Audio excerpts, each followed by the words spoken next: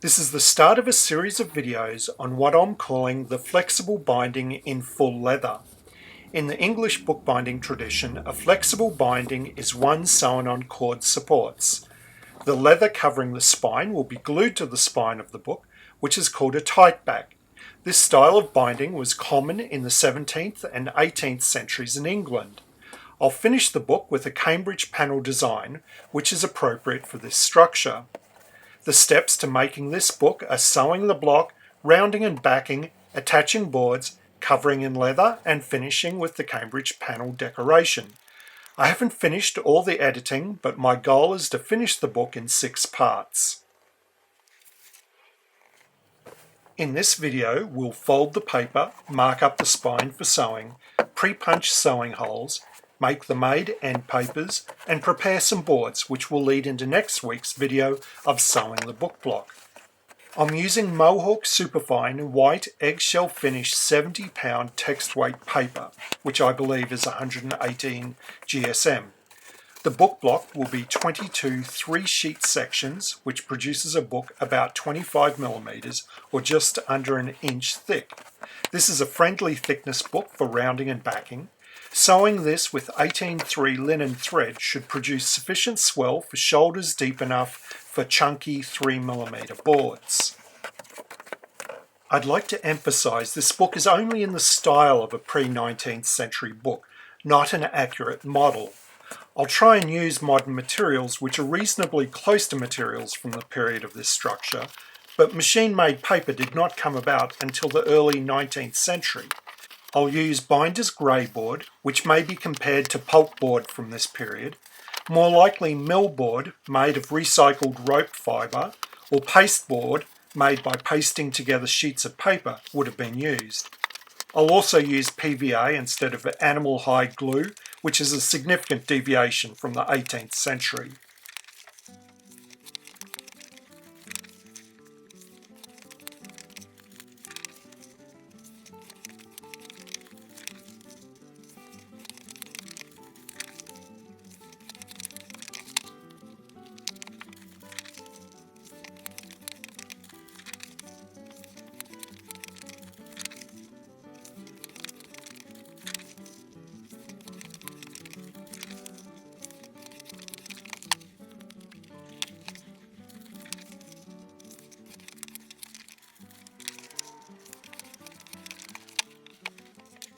In addition to the 22 sections, I'll fold 2 more 3-sheet sections for end paper construction. I then turn half the sections around and put them in the press overnight to consolidate them.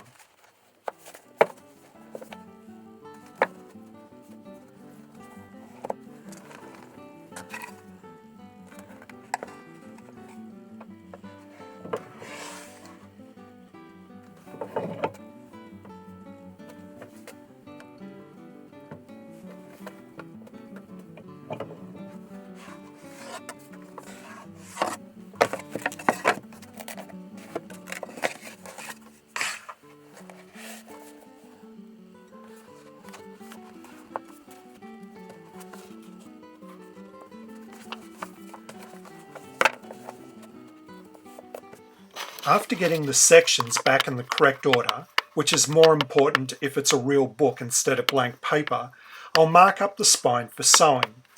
I'll put the trim marks 3mm in from each end and the kettle stitch locations a further 12mm in from the trim marks. Then I'll divide the spine up into 6 equal sections between the head trim mark and the tail kettle stitch. This will result in a larger tail panel, which was a traditional way of marking up a spine. The larger tail panel is felt to optically balance the book when it is seen on the bookshelf. A diagonal line will help me keep the sections in the correct order.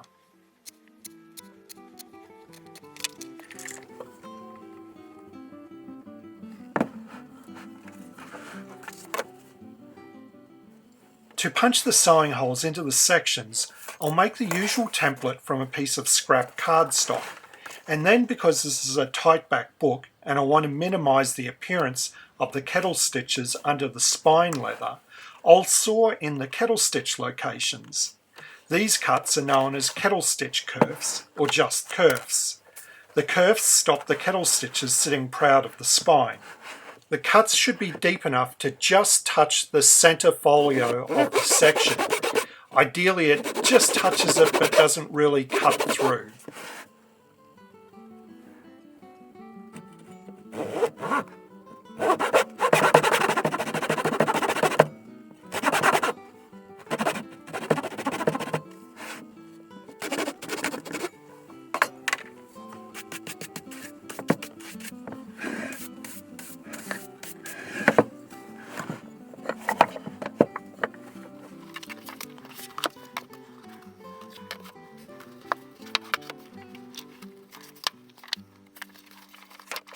Using the punching template, I'll open each section at the centre, hook the template over the head of the spine fold and punch the holes with an awl at 45 degrees.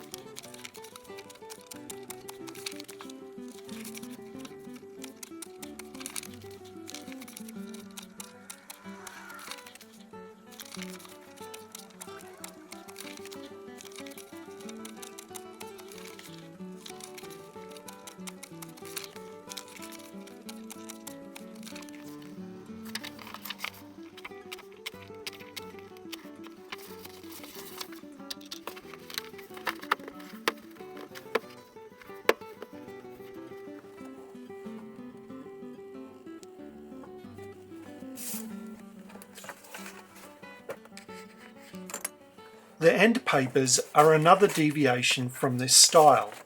I'm not sure what the history of paste paper use was in England in the 17th and 18th century, but it's more likely that marbled paper would have been used. But the only marbled paper I had at the time was made with metallic acrylic paint, which would have been even less likely than the paste paper I used. I'll fold the decorative paper and glue out a folio of white and laminate them together. The white is closer to the book block and thus why the adhesive is applied to it. I interleave these with blotters and moisture barriers and put them in the press long enough for the adhesive to set. I use a 50-50 mix of methyl cellulose and PVA for the adhesive. Using mix is one of the key aspects to getting wrinkle-free made end papers. I don't have a hard rule on how long I leave them in the press, something between 15 minutes and a couple of hours. Then I hang them up, usually overnight, to mostly dry. After this, I'll complete the end papers and then put them back in the press for at least a day, but often longer.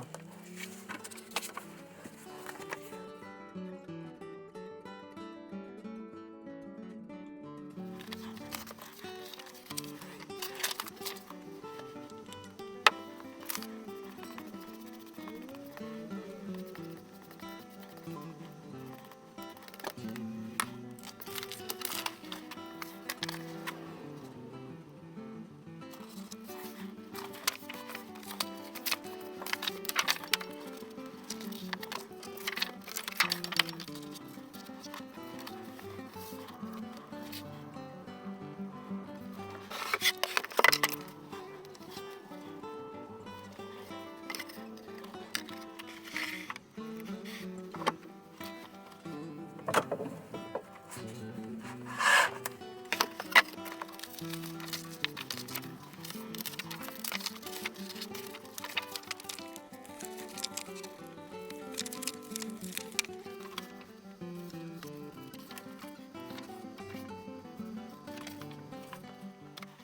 mill board or paste board from the period would have been stiffer than the grey binder's board I use. To stiffen it, I will paste out a sheet of bond paper and wrap it around the grey board. Then to add some inward pull to the boards, I'll paste a sheet of paper on the inside of the boards as well. I'm using 3mm grey board and ordinary 80 GSM bond paper. The paste is wheat flour paste made in the method described in the video on this type of paste.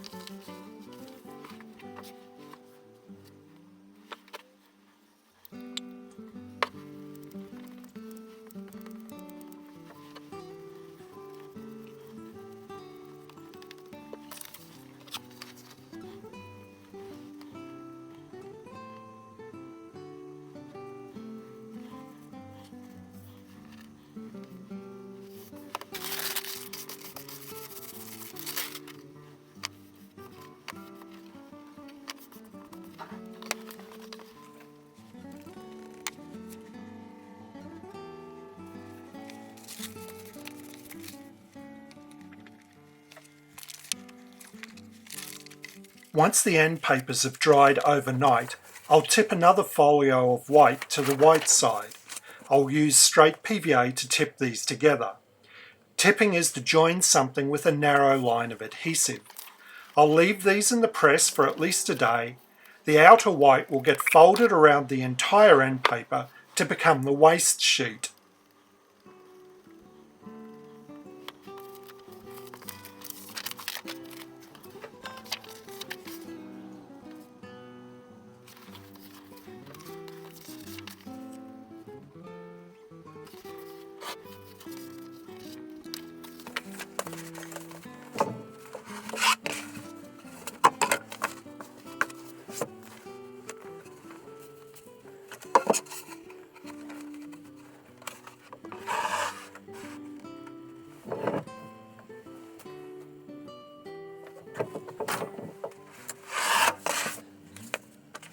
To complete the end papers, I fold the inner white leaf around to the outside, which is then the outer waste sheet.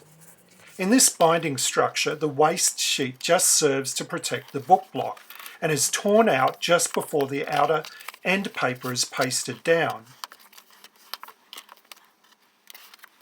We'll finish here for today. The next video will be completely focused on sewing on raised cords, which I haven't done a video on previously. I hope you've enjoyed today's video. As always, I really appreciate you hitting the big thumbs up button. If you're able and want to, you can support me through Patreon or with a one-off contribution, and the details are in the description below. If you want to be notified of my future videos, please hit the subscribe button and select the notification bell. Until next time, cheerio!